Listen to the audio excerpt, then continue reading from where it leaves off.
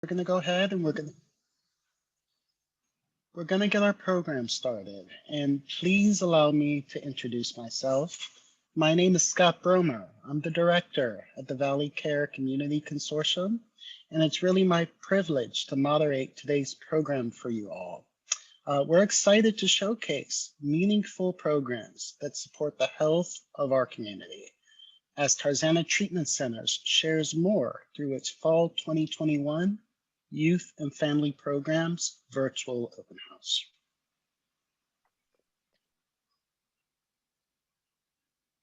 Few reminders before we go any further. Today's meeting is being recorded.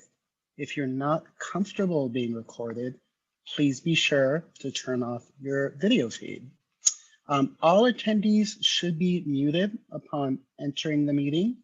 You can listen either through your computer speakers or by dialing in on your phone.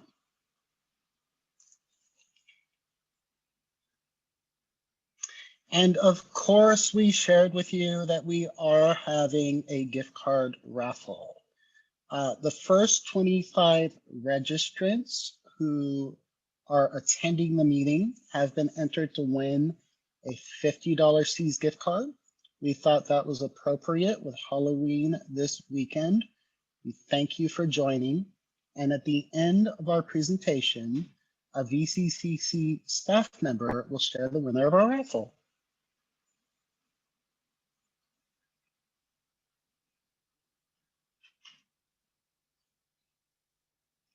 If I can just preview today's agenda, you'll be hearing from Tarzana Treatment Center's staff members and program champions.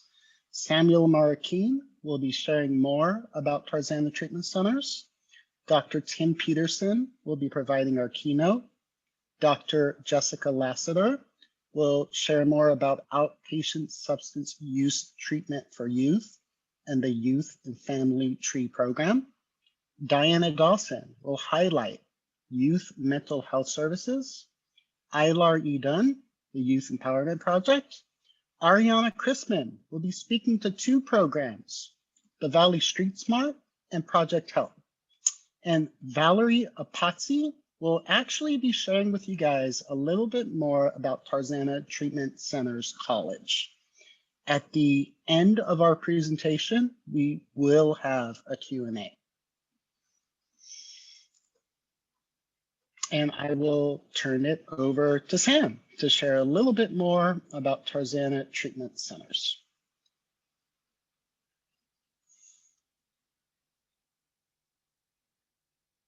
Hi, I'm Sam Marroquin, and I'm a Program Operations Supervisor in our Youth Outpatient Treatment Program. Presenting today are several of my wonderful colleagues in our Youth Services Department, and we're all here because we believe in the cause and mission to help our most vulnerable community members. Our Youth Services team is comprised of your typical Angelino. We're your friends and family, your neighbors, or maybe even a friend of a friend. We are no different from our patients or their families. Our treatment team holds an array of degrees and licenses from associates to bachelor's, master's, and doctorate degrees in public health, health administration, social work, psychology, and addiction studies, to name a few. We all work together as a multidisciplinary team to provide as much assistance to our youth and family members. From prevention education to diversion, substance abuse, and mental health treatment and case management. We provide whole person care to every patient, and the best part is that most of our services are free. Tarzana Treatment Centers is a nonprofit, community-based organization that focuses on high-quality, whole-person care through our integrated programs of primary medical and behavioral health care, including inpatient medical detoxification, residential outpatient substance use disorder treatment, outpatient mental health, residential rehabilitation for youth and adults, primary care clinics, and HIV/AIDS services that include specialty medical care. As you can see on the slide, we're located all throughout Los Angeles County. However, today we'll be focusing on our Youth Services Department located in Tarzana, California. Thank you for sharing this space with us today, and hopefully at least one of our programs will be a resource to you. But if they aren't, please still connect with us because we want to know how we can help you because you also do amazing work. Thank you and enjoy the keynote and all the great presenters today. Thank you for that introduction, Sam. Always a pleasure working with Sam, who is definitely one of Tarzana's most significant program champions. And we're going to keep things moving right along with Dr. Tim Peterson, whose keynote will be COVID-19, the pandemic's impact on youth and families. Take it away, Dr. Peterson. Hello, everyone. Thank you for joining us today for a brief discussion about the pandemic and its impact on youth and families, and to learn more about some of our exciting programs. My name is Dr. Tim Peterson. I'm a senior supervisor and psychologist at Tarzana Treatment Centers, and I oversee all the youth programs in Tarzana. The pandemic has been awful. We're now more than 600 days into it. It's been a global crisis. There's been fears and loss of freedoms. There's been so much grief. And in California, there have been 57,000 deaths and 4.4 million cases. It's impacted every single area of our lives, whether that be social, daily activities, job and school, financial, and family. For everyone, routines and expectations keep changing. Families were left trying to provide a sense of normalcy and safety in an upside-down world, and it has been ongoing. Let's jump right in terms of how the pandemic is impacting youth. We know for children, significant disruptions in typical roles and daily activities have occurred, especially given the school closures. We know that there's been changes in parent and caregiver availability. We know that there's a reduction in the number of sources of support available to children. And we also know that schools are a major gateway to identify and refer children who might be struggling with mental health issues, and the pandemic has impacted this. For adolescents, adolescence tends to be where different forms of psychopathology can increase in frequency and severity. The pandemic is further impacted by a loss of milestones and rites of passage. There is a great deal more uncertainty and anxiety about the future. And we know that disruptions in peer experiences that are critical for social, emotional, and identity development have been occurring. Other factors to consider: when youth and also adults can't predict what their environment is going to look like because it lacks predictability and controllability, their mental health suffers. We know that a lack of stable routines and rules is particularly difficult for youth. We also know that transitions are hard and youth need extra attention during them. We're especially concerned for those who might be graduating high school and do not feel ready or prepared. Social media in these cases makes them think that they should be much more prepared than they are. There was a nationally representative survey in the United States for ages 13 to 19. What they found was that approximately 25% felt disconnected from peers and adults. More than 1 in 4 reported increase in sleep loss due to worry, feeling unhappy and depressed, feeling constantly under strain, and a loss of confidence in themselves. The University of Calgary did a meta-study on worldwide, and it involved 80,000 youth and 29 separate studies. They found that 1 in 4 youth are found to be clinically elevated depression symptoms, 1 in 5 youth had clinically elevated anxiety symptoms, and these were double the pre-pandemic levels. They also found that the problems are compounding over time. There are certain vulnerabilities to having more problems for youth during coronavirus. There's an impact of the lack of resources on families. When there is financial and material hardship, and that leads to caregiver distress, and that leads to child distress. We also know that risks associated with sort of societal changes from COVID are likely to be felt disproportionately among families with lower socioeconomic resources and higher levels of adversity prior to the pandemic. We also know that if parents aren't supported and help is not available to them, it increases their child's vulnerabilities as well. Additionally, we know that vulnerabilities continue with youth who are struggling with mental health and behavioral problems before the pandemic are more vulnerable. We also know that certain populations have been found to be disproportionately impacted and may be more vulnerable, such as juvenile justice youth, marginalized youth, and LGBTQI+ youth. Let's talk about minimizing the pandemic's impact on youth and what may help. We know that the following factors were associated with better mental health outcomes in youth during the pandemic. These were things like a structured daily routine, low passive screen time, which is considered scrolling and watching videos or shows, especially for younger children. And this doesn't include any attempts at social interactions on social media.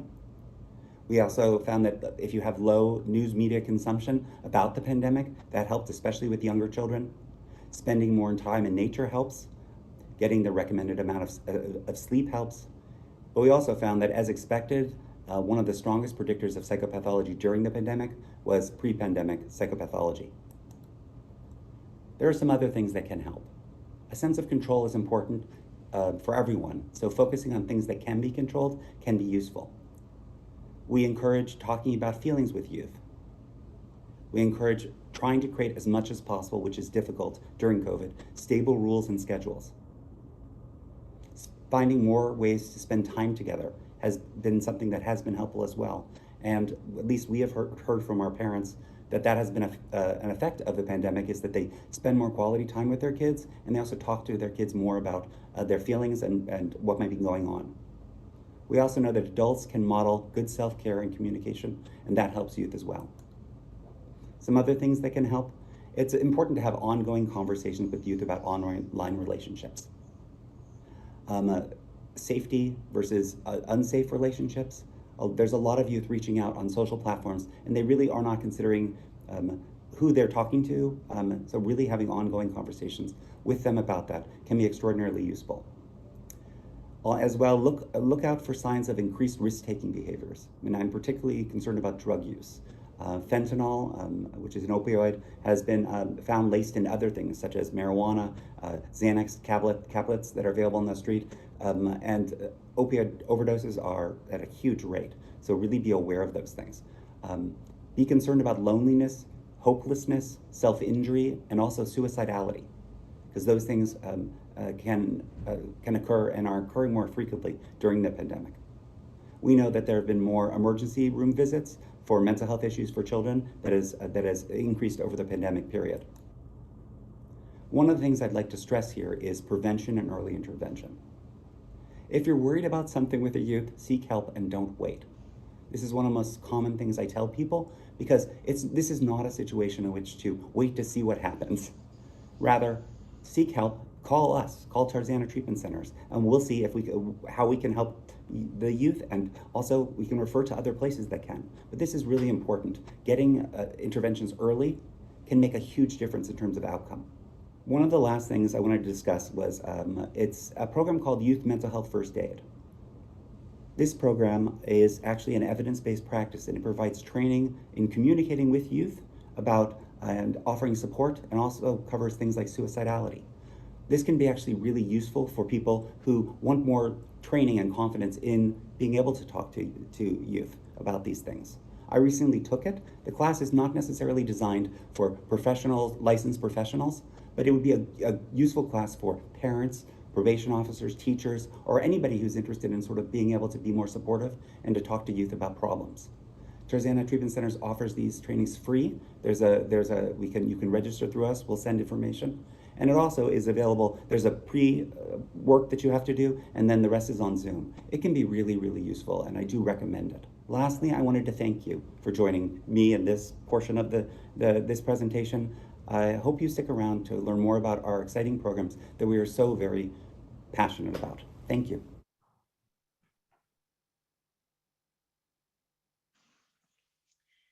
Thank you for that presentation, Dr. Peterson. The pandemic has been hard on us all, and definitely programs like Youth Mental Health First Aid, which I'm also certified in, help us recognize signs and symptoms of children and youth in distress, make sure they have appropriate access to care. But moving right along, everyone, the next program that we'll discuss is Outpatient Substance Use Treatment for Youth. It's important that you recognize the services offered. SUD services at Tarzana offer intensive outpatient substance use disorder and outpatient treatment for youth ages 12 to 20. Treatment is offered after school, Monday through Friday from 3:30 to 7:30, and Saturdays from 9 to 3:30. All participating youth are offered various services such as individual counseling, group counseling, tutoring options, opportunities for social skill development, and pro-social outings. Tarzana conducts random drug testing throughout the treatment program, and the program also supports family members who have the option to attend parenting classes and family support groups. Eligibility. Everyone should know Tarzana does not turn anyone away because of their inability to pay. We will find a way to get you access to care. The forms of insurance that are accepted are Medi-Cal, private, and self-pay. Services are available to youth between the ages of 12 to 20. The purpose of our program today, why we're conducting it, is to make sure that you know how to refer. This information will be shared out with you after the program, but if you have a moment to jot the phone number down, as well as the email address, please do. We will be resharing this information. I had the opportunity to speak with Dr. Jessica Lassiter a few days ago, and she'll be sharing more about substance use treatment programs, as well as a second program, the Youth and Family Tree Program, which supplements substance use disorder treatment support for both youth and their families or primary caregivers. It offers case management, care coordination, wraparound services, youth advocacy, wellness or recreational classes, and transportation. Eligibility. It's free and automatic enrollment for all participating SUD clients and includes co-occurring mental health treatment. And again, we need you to know how to refer. We'll be sharing that information out again at the conclusion of the presentation, and I turn it over to my conversation with Dr. Lassiter. Dr. Lassiter, it is a pleasure to meet with you today. I'm definitely interested in learning more of your work, the outpatient substance use treatment for youth and family, which is aligned with the TREE program. And I hope that you're looking forward to sharing more of services at Tarzana with our participants. Super excited. And obviously, you're specializing in substance use treatment for youth while supporting families. So with that specialty, what motivates you to provide such services to youth and their loved ones? I think my inspiration for the focus on substance use within youth and families comes from most of my research within my doctorate program. Substance use is happening younger and younger. We see substance use starting as early as 8 years old, if it's not in utero. And knowing that we can solve a much bigger problem. You know, we hear so many people passing away, not just adults, but specifically youth from opioids. We hear a lot of experimentation. We hear about polysubstance use, using a majority of the substances. And teens and children are in such a vulnerable population because their brain is not fully developed. I wanted to find alternative measures and alternative ways that we could help youth get past their triggers to use. So whether that was a trauma-based background, or whether that was more family services, or maybe it's providing a group scope so that youth can work off of each other, or utilizing a team approach. So having a multitude of different people working with that youth so they have that support system. I knew I just wanted to find a bigger and better way to reach youth that have substance use disorders before they become adult, before it leads to, using for many, many years and it leading to even more trauma during that use. Now, I'm not sure if you worked with an additional provider other than Tarzana, but in your experience, is there an approach that Tarzana has to treatment that's unique, or maybe culturally how Tarzana serves community while addressing substance use disorder? Is there anything that's unique in your mind? I think the two things that stand out is that Tarzana takes a community-based approach. With youth, we think that we just need to meet them individually, very similar to like how mental health works, and maybe apply the family. Tarzana is the first treatment center that I've worked at personally that provides a wide scope of support systems. So it's not just the individual, it's a group counselor, it's a case manager, it's one of our health educators, our program coordinators, myself. Our kids are getting so many different adults, which we would think would overwhelm them. But in the end, what we see is more of a positive impact, knowing that their support system is not just one other person, it's anywhere from 5 to 10 other people. And Tarzana really implements that. It allows to have a multitude of services and a multitude of people to bond with our youth in order for them to form that, new form of attachment so that they can really focus on healing. I think our youth, they sometimes lack a family-based system, or they maybe have a small family, or they might depend more on peers. So being able to supplement that at Tarzana and have that community-based approach allows the youth to focus on themselves and not worry about, outside stimuli and outside pressure, because they have many options to reach out. They have many different numbers to reach out. So they're never alone, even when they leave our facility. And then I think the second is cultural. And I love that you brought that up, Scott, because Tarzana has many different types of trainings, and it hires many different people that have experience with different cultures, different, dynamics, different experiences. So we might hire someone that has worked with our LGBTQIA community, and they're able to assist, that population while they're on their healing journey.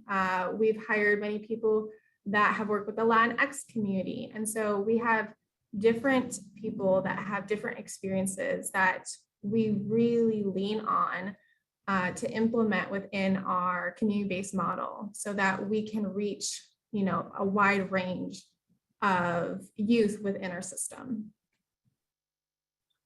And what I know about Tarzana is it's really committed to diversity and inclusion, and that it's really all about integrated healthcare. Yes.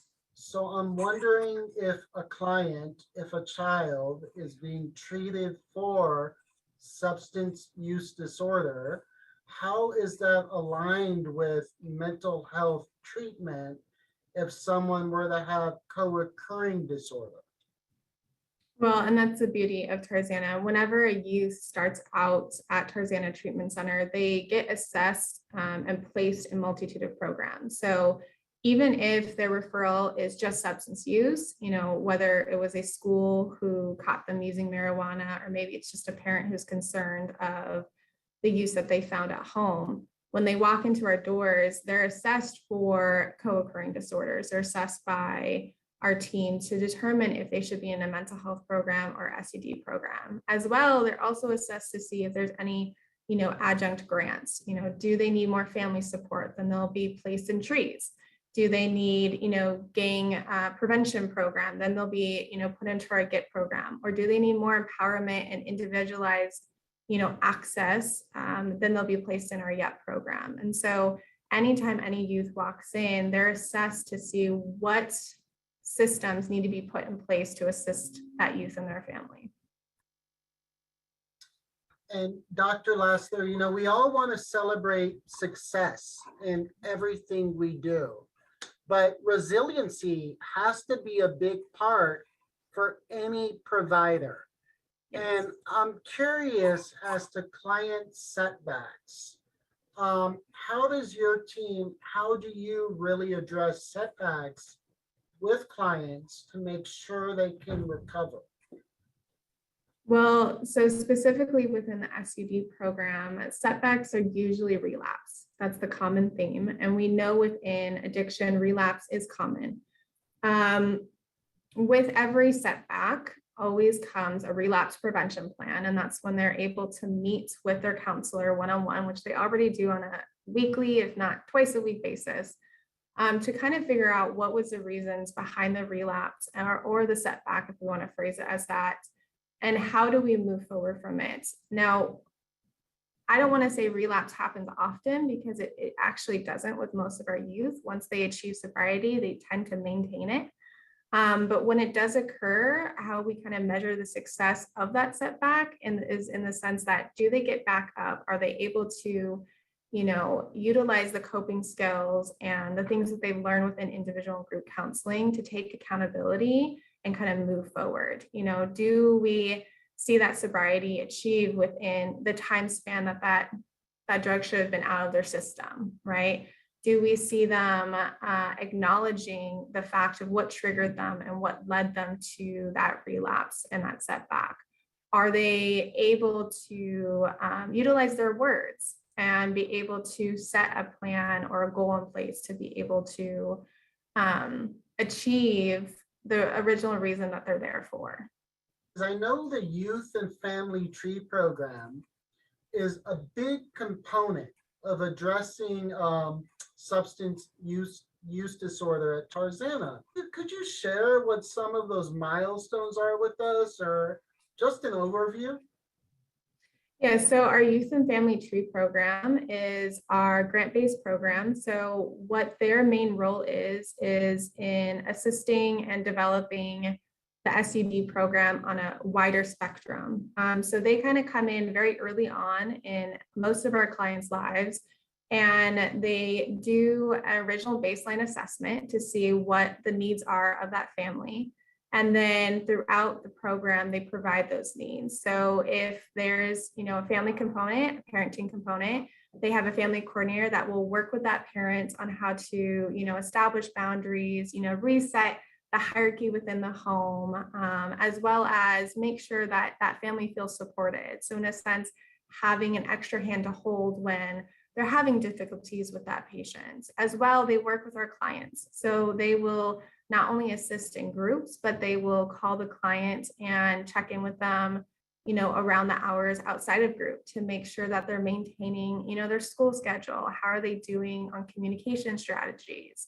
As well, they can provide outside resources from tutoring to getting kids into different hobbies, and just providing this overwhelming spectrum of care. SUD might be very focused on just substance use, but Youth and Family Tree kind of makes up for those missing pieces. It sounds holistic. Yes, definitely. So Good word. What are the eligibility requirements? So the main eligibility requirements for Youth and Family Tree is being between the ages of 12 and I would say around 18, but also being enrolled in our SUD program. So that means that there needs to be some underlying substance use disorder. And mind you, a kid using marijuana once a week is an underlying substance use disorder. It could be something as simple as that, or smoking cigarettes. That's an underlying substance use disorder. So as long as they have that and they're between the ages of 12 and 18, and that's about it.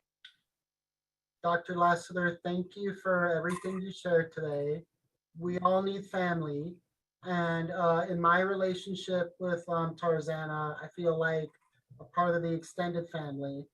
And I hope our audience, our participants, know they can be part of that continuum, know they can further health quality throughout our local community, and that Tarzana is really a trusted partner. So we definitely resonate with that. Thank you.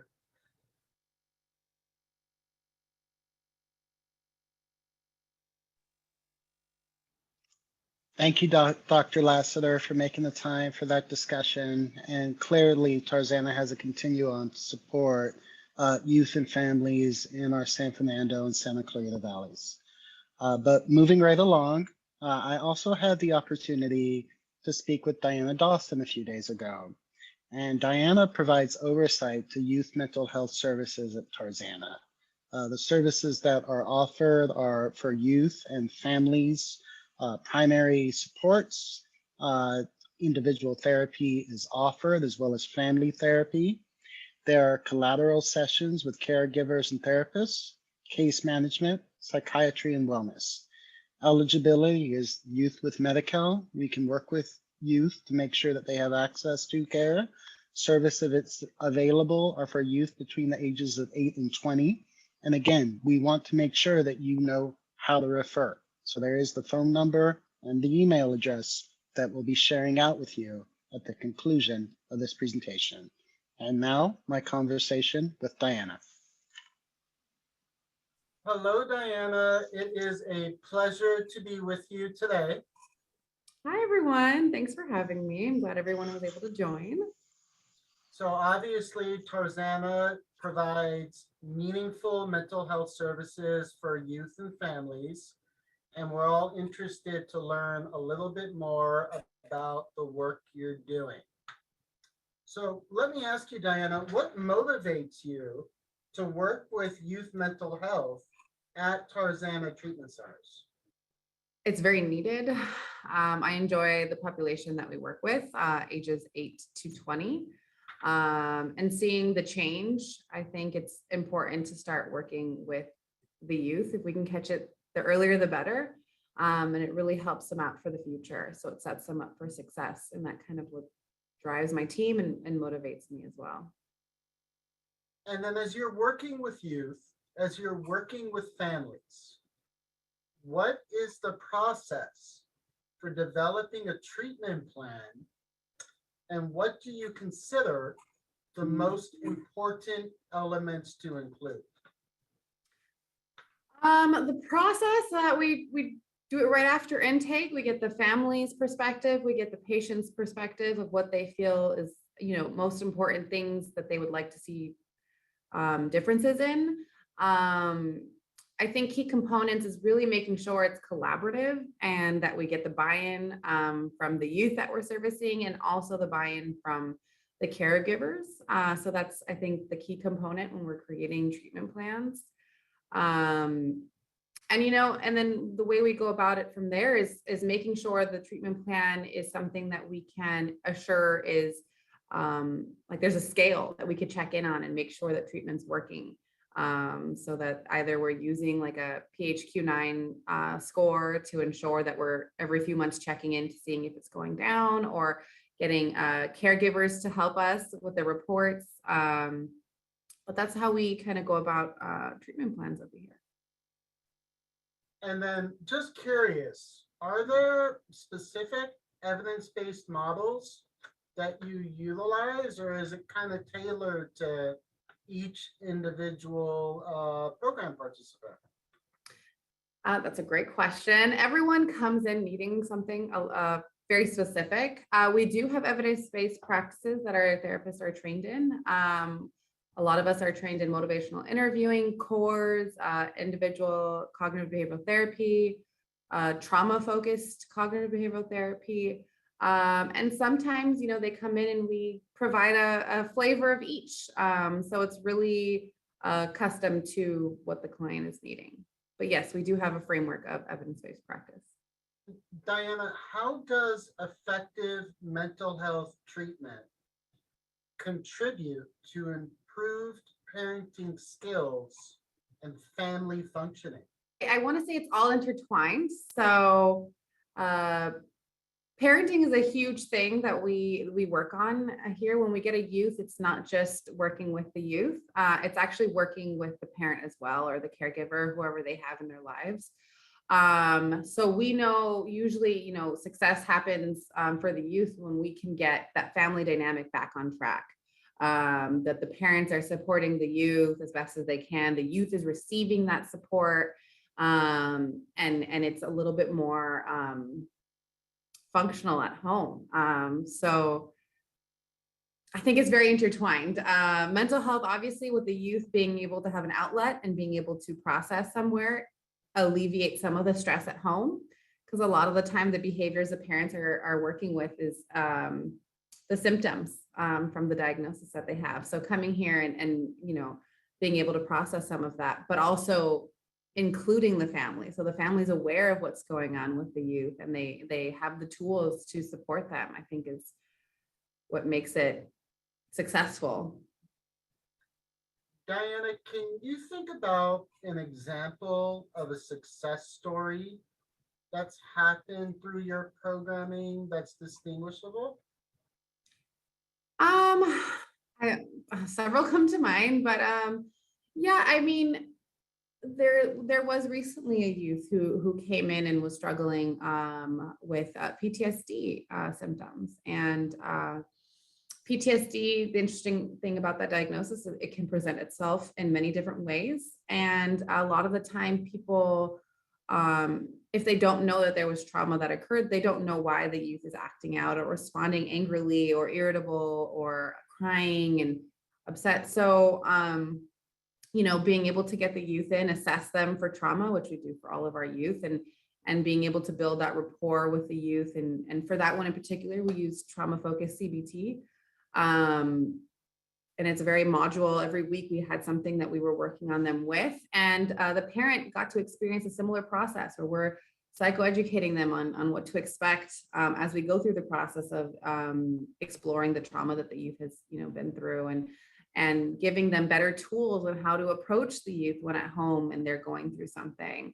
And ultimately after 8 months, they treatment completed. The symptoms that they came in with weren't present, and they were able to really connect better at home with a better understanding of how to support one another. The youth supporting the family and the family supporting the youth. Thank you for sharing that, Diana. Part of the reason why I'm proud to work with Tarzana is because of the open access to care. That Tarzana doesn't turn anyone away regardless of their ability to pay. And it's really a specialty.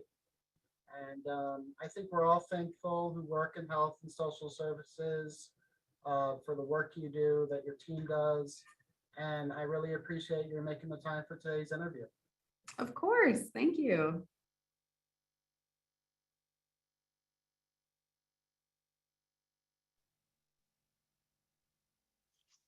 It was really a pleasure to speak with Diana. I think even if you have a PPO or an HMO, access to mental health care can be hard. There can be a wait time, and it's good to know that Tarzana has that open access to care in our community. Moving right along, our next feature program will be the Youth Empowerment Project, and services offered will be intensive case management, referrals to substance use disorder, mental health services, educational workshops, trauma-informed, culturally sensitive weekly group sessions, monthly pro-social activities, fun partnerships, and more. The eligibility are children and youth between the ages of 12 to 18 who live within SPA 2, San Fernando and Santa Clarita Valleys, and who are at risk of being justice involved. Again, everyone, the purpose of today is to make sure that you know how to refer, and we will be following up with you, but you also have the email address at the bottom of your screen. Ilar Edun does a tremendous job at Tarzana Treatment Centers, and I am proud to share my interview with her. Take it away, Ilar. Hi, Ilar. It's great to meet with you today. Hi, Scott. It's great to be here. Thanks for having me. Definitely interested in learning more about the Youth Empowerment Project that provides its utmost to the community. What are the main goals of the Youth Empowerment Project? So I just want to kind of highlight our official main goal, which is to have youth avoid either first-time interaction with law enforcement or subsequent interaction with law enforcement. Ideally for us, we want to be able to instill them with the resources and skills that they need to navigate young adulthood, being a teenager and all of the ups and downs that really go with that, because right off the bat, being a young person is difficult. We've all kind of experienced that, whether we remember exactly the trials and tribulations that we went through Who knows? But we want them to be able to avoid, obviously, having any sort of law enforcement place in their lives, but be able to be successful young adults and have promising careers, you know, and still future generations with the hope and resources that they need. We just want them to be able to be successful, because no one should be judged by what they've done in their past, you know? I couldn't help but catch that so many of the youth in your care, the YET program's care, have some steep challenges, and you know, trying to avoid recidivism and repeating past mistakes. So when I think about that population, what does it mean for them to be considered at risk as part of the YET program?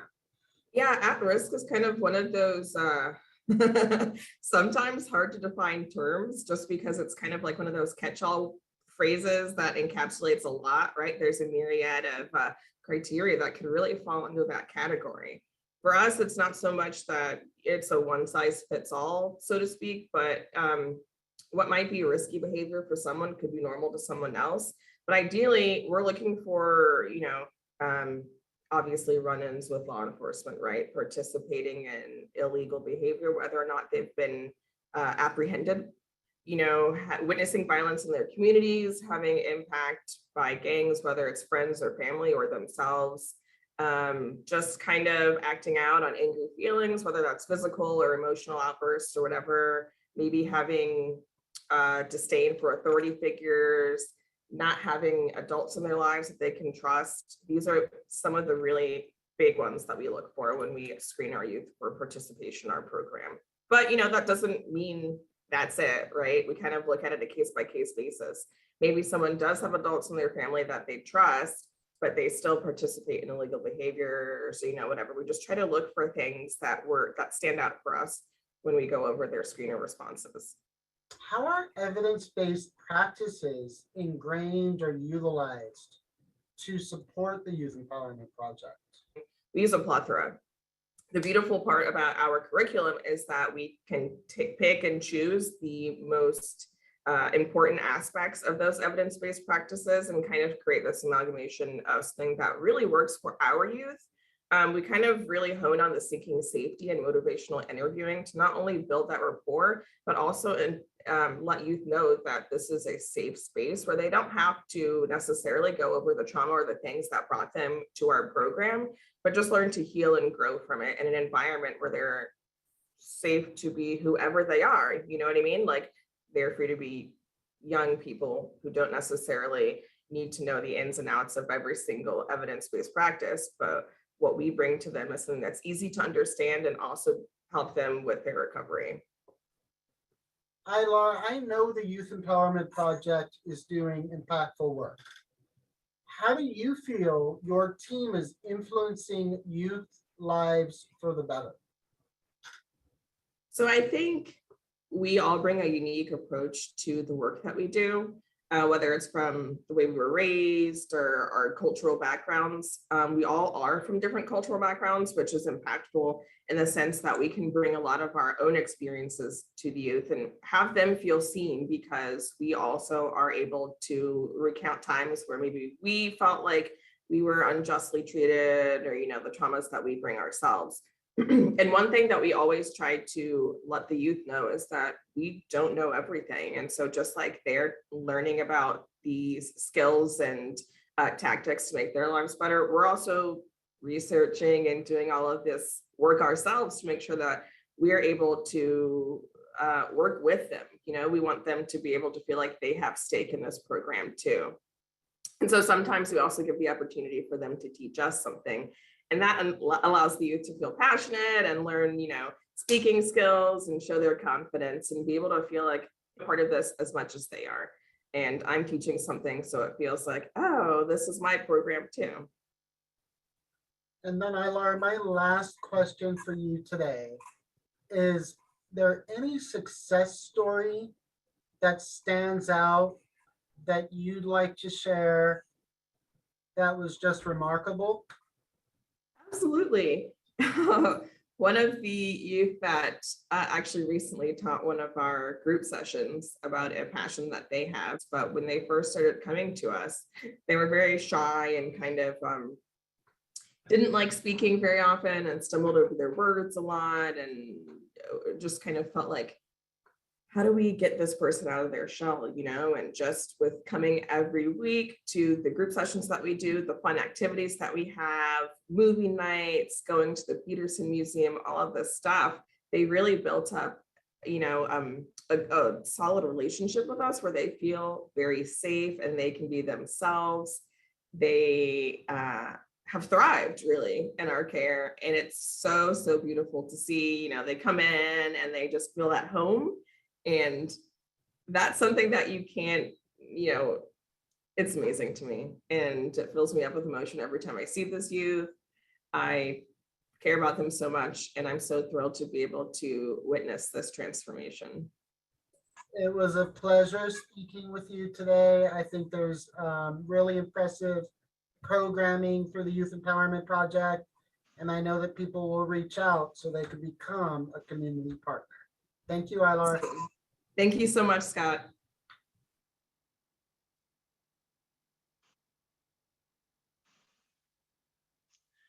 All right, everyone. It's always a pleasure connecting with Ilar, and I saw there was some interest in referrals through the chat box, and we are going to touch on that. I also recognize we're at 11:50. We have 2 more presentations for you today. We're going to do our best to get you out on time. The Tarzana team will be on hand for the Q&A after the presentation, as well as the VCCC team. And of course, we're going to have to announce the winner of our raffle prize. But recently, I had the opportunity to discuss 2 programs with Ariana Kreisman, the first being Valley Street Smart, which is funded by SAMHSA, the Substance Abuse Mental Health Service Agency. And Valley Street Smart provides 10 health education classes on topics such as HIV and AIDS, viral hepatitis, substance misuse, and safer sex. Mental health treatment is provided through the program, as well as counseling and much more.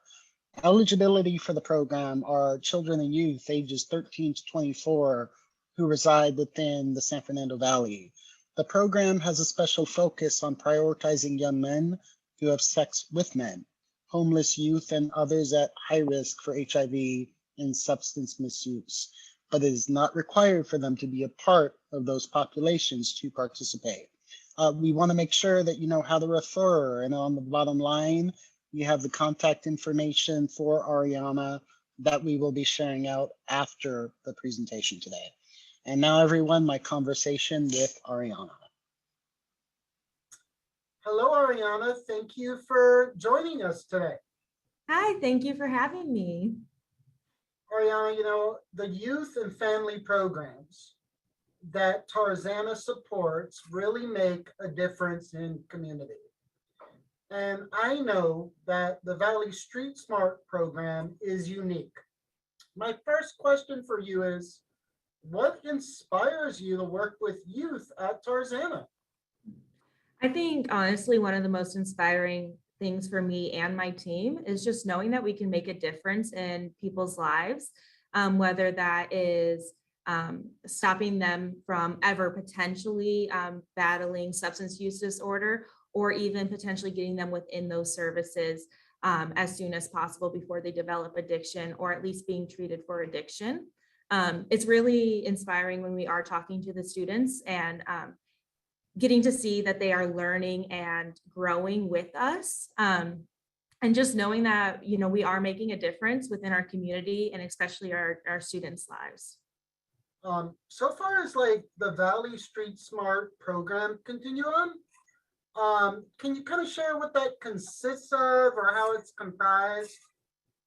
Yeah, so Valley Street Smarts is 10 sessions. We cover the topics of substances, safer sex, HIV, STIs, as well as giving students the tools to be able to say no and to make changes within their lives. So we have negotiations skills, life skills, And we also do role play scenarios and other activities to kind of get them practiced and involved so that they can avoid situations if needed, as well as being able to help them kickstart that behavior change if they already do use substances or practice unsafe sex.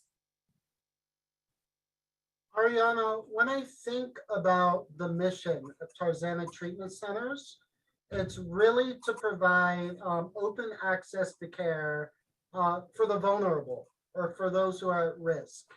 Maybe children and families who don't have employer-based insurance. When youth are considered at risk in the Valley Street Smarts program, how would you classify that population? So our at-risk population is very diverse. It's very extensive. So it could be for SUD at risk, it could be people who potentially have never ever used a substance before, but maybe because of their friend group or other factors, they might potentially use, they might have the potential to use, or people who are currently using casually. We don't take people who are in active addiction though. For safer sex, that could be literally anybody. So anyone at risk is anyone who's having sex or is potentially going to have sex, primarily people who are having unprotected sex, or men who have sex with other men who are at higher risk of HIV than their peers. And then lastly, anyone who is at risk of homelessness, potentially is housing insecure or homeless, we consider at risk as well. And then Ariana, the program, the Valley Street Smart, makes an impact. But is there any success story that you kind of take pride in, that you've supported with an individual client, or any other highlight you'd like to share? Yeah, so I actually asked one of our health educators if she could provide her favorite success story. And she said that there was this one student at one of the homeless shelters that we worked at who, because of Valley Street Smarts, was able to get STI tested for the first time. We were able to refer them to housing support services. And we also just know that they were learning because we do these little quizzes, and we got to see such an extensive change in their knowledge on the topics from the pre and the post test. So that's one of our favorite success stories so far. The person was really into the program and they took a lot out of it. And because they took a lot out of it, they are so much better off than before. And then Ariana, if our audience really wanted to reach out to you to learn how to partner, are there any prospective agencies who Valley Street Smart works most purposely with, or who should or who may not be the best partner? Yeah, so we work with literally anybody. We do one-off sessions, so we can do sessions with, if a bunch of parents, like a PTA or something, wants us to go in and teach their children, we can do that as well. But we primarily work within homeless shelters and other youth-focused community organizations, but we can work with just about anyone as long as the population is 13 to 24. Thank you, Ariana. The Valley Street Smart program is of service to community, and I encourage all those participating today to reach out to learn how they can refer and partner with Tarzana Treatment Centers.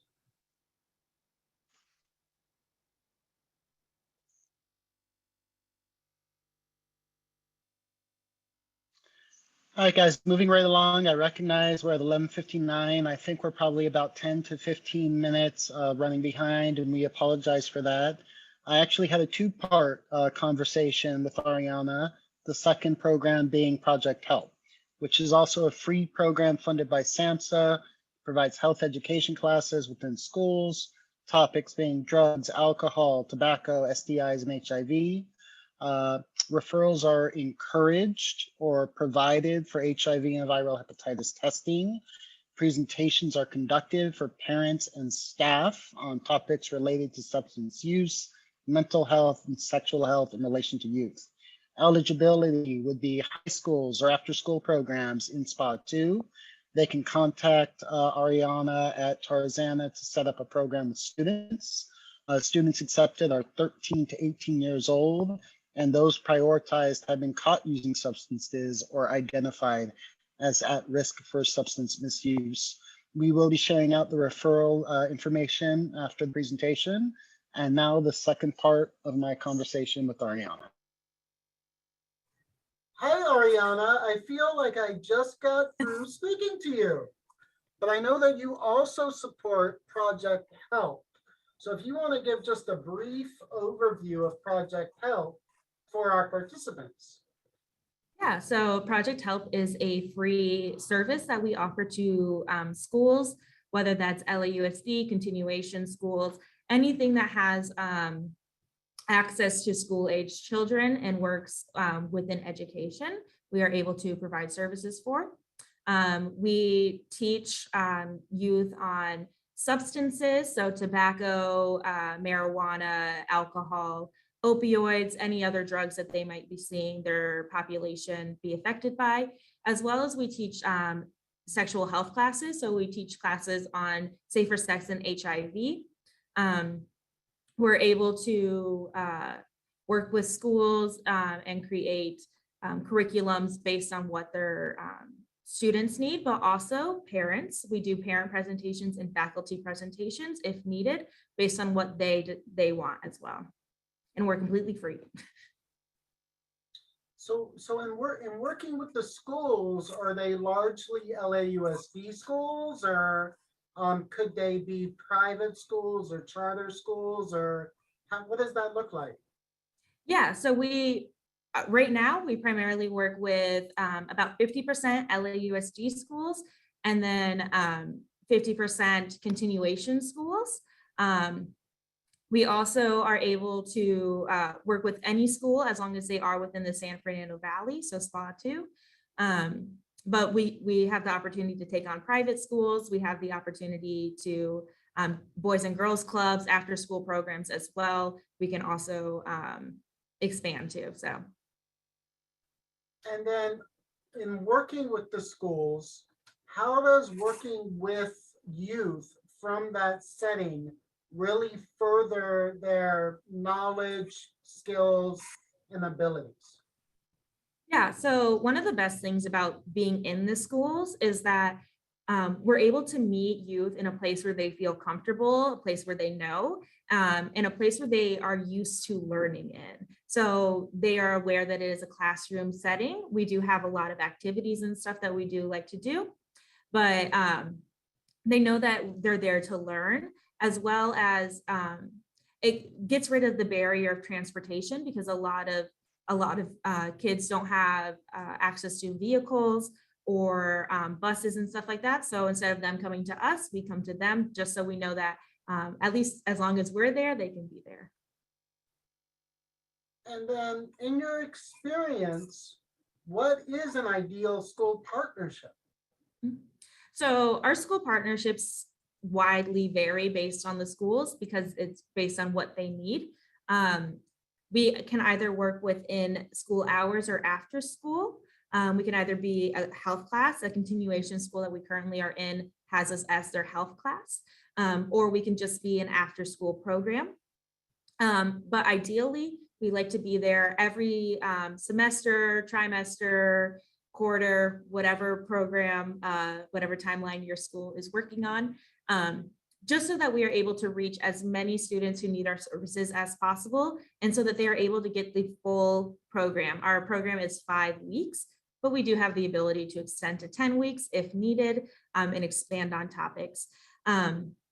We also are able to do parent presentations and stuff like that. So we like schools that allow us to do that as well. So that's our main like ideal partnership. we let the schools refer and do create their class participant list, and we kind of take it from there. Ariana, when I think about Tarzana treatment centers, I think about integrated whole person care. So in considering Project Help, having that presence in the school setting, it must enable you to identify and link youth needing additional referrals, whether they're whole person care or specialty care. What does that process look like?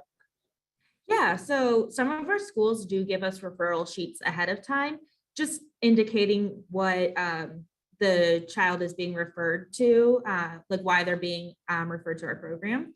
So we're able to look at those and see if there's anything at the very beginning that we can refer right off the bat for. But additionally, because our classes are discussion based, we do learn a lot about our students. We learn a lot about their lives. We are able to build rapport with them. And when they identify any issues that we might think need a referral, we talk to them one-on-one privately, whether that is after class, or some of them, we do have the ability to contact the student personally. And we talk to them one-on-one. We go, hey, I know you said this in class. Is this potentially an issue that you would like us to refer you something to? These are the things that we can refer you to, whether that is mental health, safer sex stuff, STI testing, HIV testing, any of those we're able to refer. And then also at the end of every single session, we open the table and we allow the students to know that if they need anything, they can contact us. And we're able to create that dialogue where they're open and they feel comfortable talking to us about anything that they potentially need. So it is kind of a two-way street. We do, we refer, but then also if they need help, we are able to help them. I know that people are going to reach out. They're going to look to partner. And on behalf of our audience, thank you for all of the information you shared today. Yeah, thank you for having me. And if you have any questions, please feel free to reach out to me.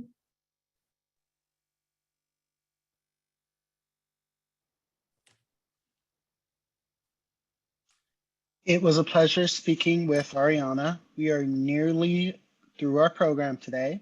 Last Minute Edition is a rather new program provided by Tarzana Treatment Centers, which is a college. And Valerie Apazzi is on the line, and she is going to give a brief overview of the Tarzana Treatment Centers College. Thank you. Hello, everyone. I would like to thank you all for the opportunity to share Tarzana Treatment Centers College. We are the Learning and Development Division for Tarzana Treatment Centers. TTC College acknowledges that the increasing need for certified SUD counselors in the community. The 6-month substance use disorder counseling certification program at TTC offers students the educational component as well as the preparation needed for employment in the addiction counseling studies field. Our goal is to really expand access to a quality and affordable healthcare learning experiences for those 18 and up in all stages of their professional careers and development. Aside from the evidence-based practice curriculum that we offer, as well as internship opportunities, our faculty members do a great job at providing academic support strategies that are designed to assist our students and their professional and personal goals. Our school has a very holistic approach to our academic support strategies, and that really all begins in the enrollment process. So day one, starting with us, we assist them with getting in internship opportunities as well as training opportunities that are needed to become fully certified. During their 6 months with us, they're introduced to a number of subject matter experts and professional mentors that they get to use throughout their process of becoming a certified substance use disorder counselor. And while I only have a few minutes to share all that our college does, I do want to place an emphasis that this is an opportunity for students to use their lived experiences and allow that to make them that much more of a better counselor for it.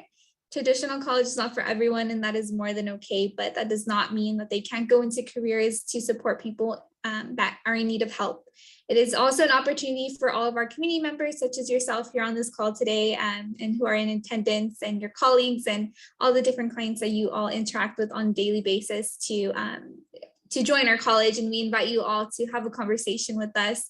Our only requirements are that you are 18 years and up and have a high school or GED equivalency. But with that being said, I'll place our Inquire Now form in the chat if you would love for us to do a presentation at your organization or to any of your clients, or even just have a conversation about all that our program really does have to offer.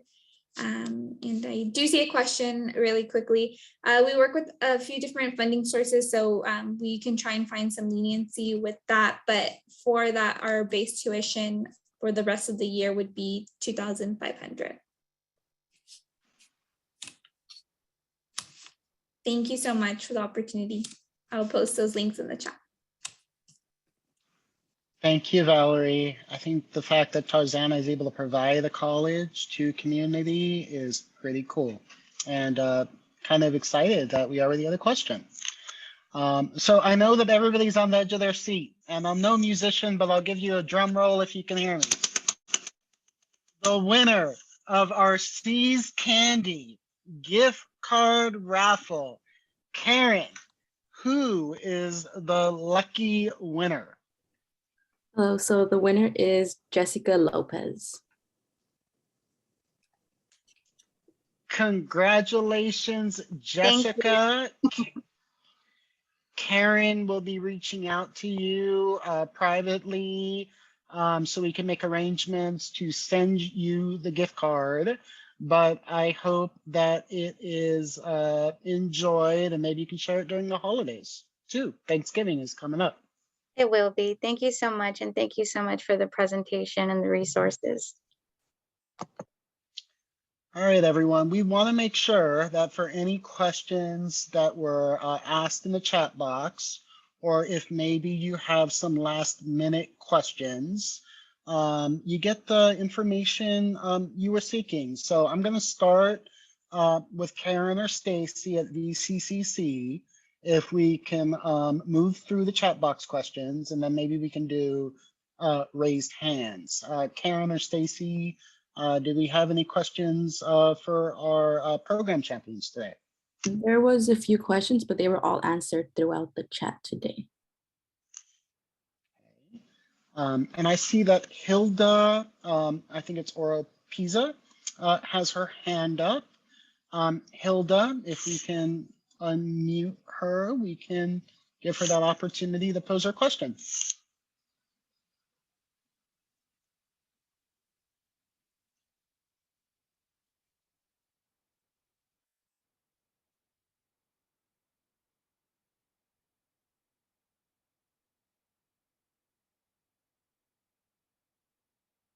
Stacy or Karen, can we try to help Hilda and take her off mute?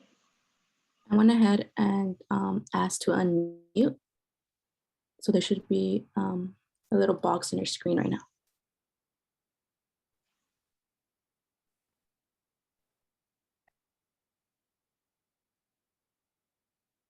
Hilda, unfortunately, we seem to be having a hard time hearing your questions, so we'll come back to you in a few moments. I think we're going to pivot to Abe Serrano. Yes, thank you for the presentation. It's been very informative. Got a question. I probably missed it somewhere, but are you able to work outside the state of California? I am working with a nonprofit called Cannabis for Children. I like a lot of what's been said as far as the education, the awareness that's being made. I asked the founder to be on. I don't think she caught the presentation, but so that's one question. And the other, is there a recording of this? So maybe I can pass that on to her so she can review it later. A recording can definitely be provided. I'm not sure about services outside of California, but I see Dr. Peterson did come off mute. So Dr. Peterson, I'll defer to you. Hello, everyone. Most of our funding is actually limited to in California. So, but if you were interested, you would contact us and maybe we can talk about it. But most of our funding is limited to either to California and Southern California. Do they have to be residents of California, or can they come in from out of the state and get services? They probably have to be residents, but if you wanted to contact us, and I mean, you can email us, and we can maybe then outside of here talk about it. Okay, yeah, because I'm thinking of maybe starting a home where they come and live here and get services, and then maybe come into your program, because it sounds like you're well organized and ready to go, and I don't have to recreate anything. So I'm on the board of directors for Cannabis for Children. Okay. I'm also on LinkedIn. I try to look up some of the services that were presented here with Valley Street Smart and some of the others, Project with Help. I can't find anything on LinkedIn, but you know, we'll talk more about that when I call in and talk to somebody directly. Sounds perfect. Thank you so much. Thank you. Thank you, Abe. You're Thank you, welcome. Dr. Peterson. And I am not seeing any other raised hands in our audience. Stacy or Karen, am I missing one? Do you happen to see one before we wish everybody well? I don't see any questions. Okay. Well, everyone, we really thank you for joining us today. We apologize for going a few minutes over. It's really important to us that you reach out to partner. And innovative programming can always be developed. So it's good that we got the question from Abe. But after today's presentation, you will be receiving follow-up information via email. Tarzana Treatment Center staff member or program champion will be reaching out to all of you to schedule a personal telephone or video call for an initial partnership discussion. And we want to make sure that you know we have open access to care, and we want to hear from you too. So on your screen, you do have the telephone number at 818-996-1051, pound 3100. You can email tzyouthnavigation@tarzanatc.org, or you can fax. But we want to continue this discussion, make sure that people get the access they need to live a healthier lifestyle. We'll be having an additional virtual presentation in the spring, and thank everyone for joining us today. Have a great afternoon, healthy and safe Halloween. Thank you. Thank you.